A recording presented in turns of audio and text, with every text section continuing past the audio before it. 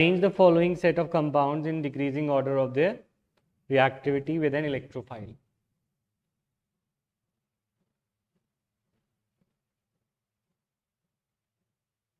ठीक है, तो क्लोरोबेंजीन 2,4-डाइनाइट्रोक्लोरोबेंजीन,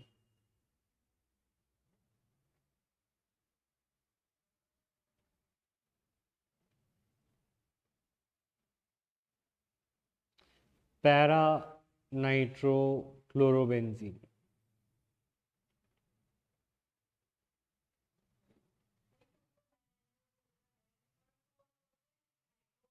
हाँ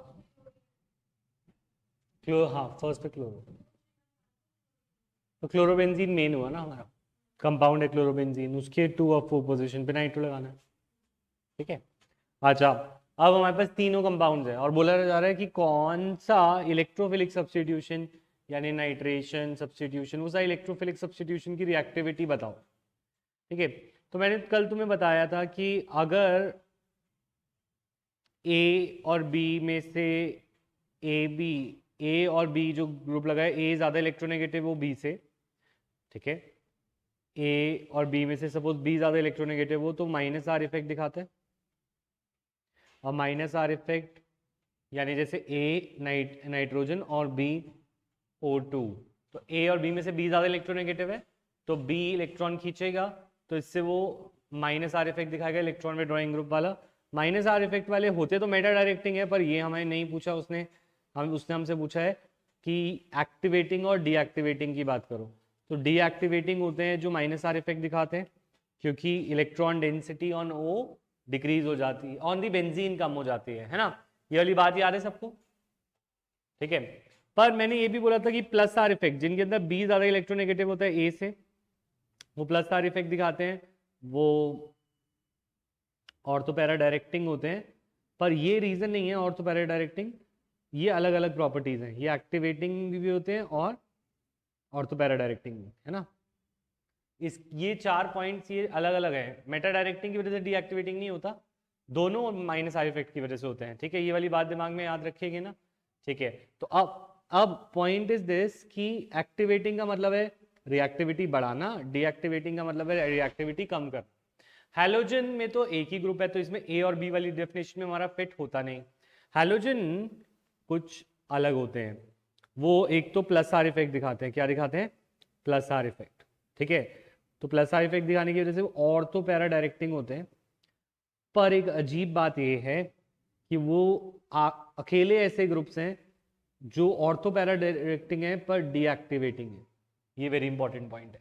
जो हैलोजन्स है, हैलोजन माने क्लोरीन, ब्रोमीन एटसेट्रा, ये सारे ऑर्थोपैरा पे तो डायरेक्ट करते हैं पर ये डीएक्टिवेट करते हैं। कोई पूछे क्यों डीएक्टिवेट करते हैं, जब ये प्लस आर इफेक्ट दिखा रहे हैं और प्लस आर की वजह से डीएक्टिवेटिंग और मेटा डायरेक्टिंग आता है, सॉरी प्लस आर की वजह से ऑर्थोपैरा डायरेक्टिंग और एक्टिवेटिंग आता है, ये हमने पहले देखा है। पर ये प्लस आर इफेक्ट दिखा रहे हैं, ऑर्थोपैरा डायरेक्टिंग तक हमें समझ आता है, ये दोनों चीजें सही लग रही हैं, पर डीएक्टिवेटिंग क्यों है? इसका रीजन एक्चुअली इंडक्टिव इफेक्ट है। ये इंडक्टिव से खींचते हैं। ये वैसे रिश्तेदार हैं जो थोड़ा पैसा दे देते हैं पर फिर उससे मांगने लग जाते हैं। मतलब पॉइंट इज दिस कि Cl इलेक्ट्रॉन देता है तो वो रेजोनेंस दिखाता है। कौन सा रेजोनेंस? Plus are effect. पर ये अपना नेचर नहीं भूलता, ये माइनस आर इफेक्ट, ये इलेक्ट्रोनेगेटिव भी तो है, तो ये रेजोनेंस से देता है। रेजोनेंस में ये प्लस आर दिखाता है पर इंडक्टिव में ये माइनस आई दिखाता है। तो प्लस आर की वजह से ये ऑर्थोपैरा डायरेक्टिंग है। किसकी वजह से ये ऑर्थोपैरा डायरेक्टिंग है? Plus are.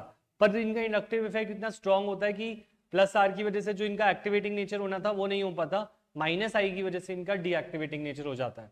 तो ये थोड़ी सी बात है, वैसे ये सब 11th में नहीं कराया जाता, ठीक है, क्योंकि ये सब 12th में आता है ज़्यादा डिटेल में यहाँ पे। पर क्वेश्चंस हाइड्रोकार्बन के कुछ ऐसे हैं जो कि सॉल्व नहीं हो सकते बिना इस नॉलेज के, पर ऐसे क्वेश्चन 11th के एग्जाम में कम आते हैं। हाँ बोलो। माइनस आई तो तुम्हें पता ही है, ये स्ट्रेट चेन में जैसे ये Cl है, ये महंगी गाड़ी होती है तो ये कार्बन को पॉजिटिव बना देते हैं, राइट, तो इससे खींचता है ना माइनस आई से। क्योंकि ये कार्बन लेस इलेक्ट्रोनेगेटिव, क्लोरीन ज्यादा इलेक्ट्रोनेगेटिव, तो पार्शियल नेगेटिव ऐसे ही शो करते हैं ना इंडक्टिव में। हाँ पॉजिटिव पॉजिटिव कर देता है, हाँ पॉजिटिव कर देगा, तो फिर जो इलेक्ट्रोफाइल का अटैक है वो कम होगा, ये इलेक्ट्रोफाइल खुद पॉजिटिव है, ठीक है। पर इधर वो नेगेटिव भी कर रहा है, एक साइड से वो नेगेटिव कर रहा है और एक साइड से वो पॉजिटिव कर रहा है, तो इसका जो डायरेक्शन है वो रेजोनेंस से गवर्न होती है, पर इसकी रिएक्टिविटी इंडक्टिव से गवर्न होती है। तो पॉइंट इज दिस कि ये थोड़ा सा अजीब केस है, इसमें रेजोनेंस से ऑर्थोपैरा डायरेक्शन तो होता ही है, पर डीएक्टिवेटिंग नेचर क्यों होता है इसका, माइनस आई इफेक्ट की वजह से, ठीक है। तो अब पॉइंट ये है कि क्लोरोबेंजीन 2,4 डाइनाइट्रोबेंजीन पैरानाइट्रो क्लोरोबेंजीन, इसमें एक्चुअली क्लोरो का लगना ही नहीं था, इतना डिटेल में जाने की जरूरत भी नहीं थी, नाइट्रो का ही लगना था। उसमें एक भी नाइट्रो नहीं है, इसमें एक नाइट्रो है, उसमें दो नाइट्रो है, जितने नाइट्रो होंगे उतना डीएक्टिवेटिंग नेचर होगा। हेलो हेलो, हाँ जी,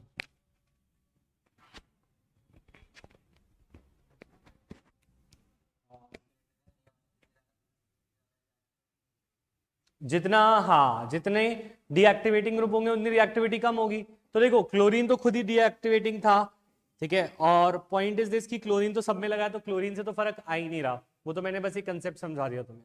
हाँ यहाँ पे बात किससे आ रही है, नाइट्रो से। नाइट्रो कैसा है, ए और बी में से बी ज्यादा इलेक्ट्रोनेगेटिव वाला, यानी वो डीएक्टिवेटिंग है या डीएक्टिवेटिंग है, डीएक्टिवेटिंग। तो जितने नाइट्रो लगेंगे उतनी रिएक्टिविटी कम हो जाएगी, तो सबसे ज्यादा रिएक्टिव कौन होगा हमारा,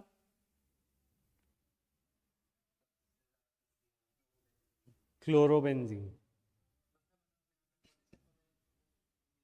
नहीं, वो तब देखेंगे जब दो होते हैं, दो के तो यहाँ पे एक ही दे रखे हैं ना, दो के दो दे रखे होते तो हम सोचते कुछ पोजीशन के बारे में।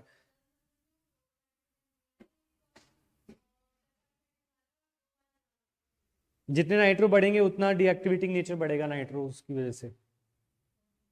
Chlorobenzene then para nitro chlorobenzene. वैसे जो तुम सब बच्चे इतना डिटेल में जा रहे हो ना एक ही चैप्टर में, तो उससे थोड़ा प्रॉब्लम भी हो सकती है, इतना डिटेल में जाने की जरूरत नहीं है। डाई नाइट्रो क्लोरोबेंजीन,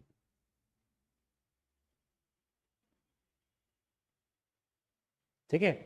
तो ये रिएक्टिविटी ऐसे कब सबसे कम होगा, सॉरी डिक्रीजिंग ऑर्डर में करना है ना, तो डिक्रीजिंग यही है कि सबसे ज़्यादा क्लोरोबेंजीन और सबसे कम 2,4 डाइनाइट्रो क्लोरोबेंजीन। अच्छा इसका बी पार्ट भी देख लेते हैं, अब कर ही लिया है तो।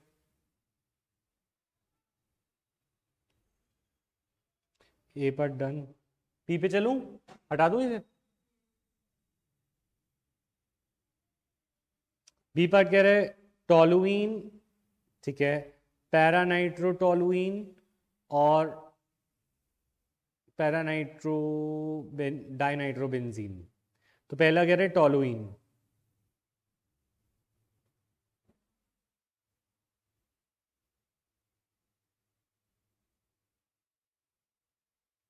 ठीक है, और दूसरा कह रहा है, यहीं पे बनाता हूँ,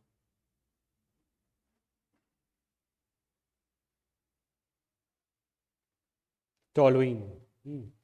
दूसरा कह रहा है 2,4 नहीं, अच्छा ये स्ट्रक्चर कैसे बनाएंगे ये सोचो, ये जो P गिवन है दैट मीन्स पैरा, हाँ ये बेंजीन हो गया, ये CH3 हो गया, तो ये टोलुइन कहलाएगा, और पैरा पे नाइट्रो लगा देना है, तो पैरा नाइट्रो टोलुइन।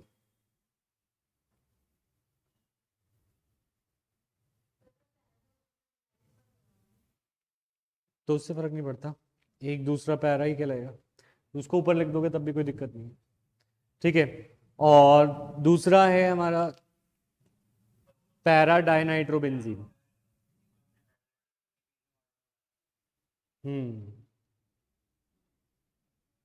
ठीक है।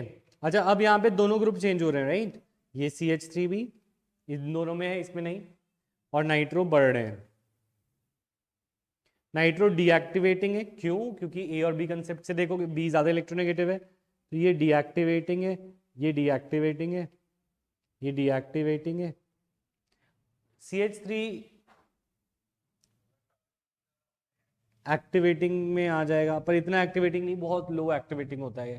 तो पॉइंट इज दिस कि तुम्हें पता चल गया सबसे ज्यादा रिएक्टिविटी कौन होगी, जिसमें एक्टिवेटिंग हो डीएक्टिवेटिंग ना हो, दैट मीन सबसे ज्यादा टॉलुइन। फिर एक डीएक्टिवेटिंग आ जाए, एक एक्टिवेटिंग आ जाए उससे, और सारे डीएक्टिवेटिंग हो वो सबसे कम रिएक्टिव हो। ठीक है, तो कर बोलो।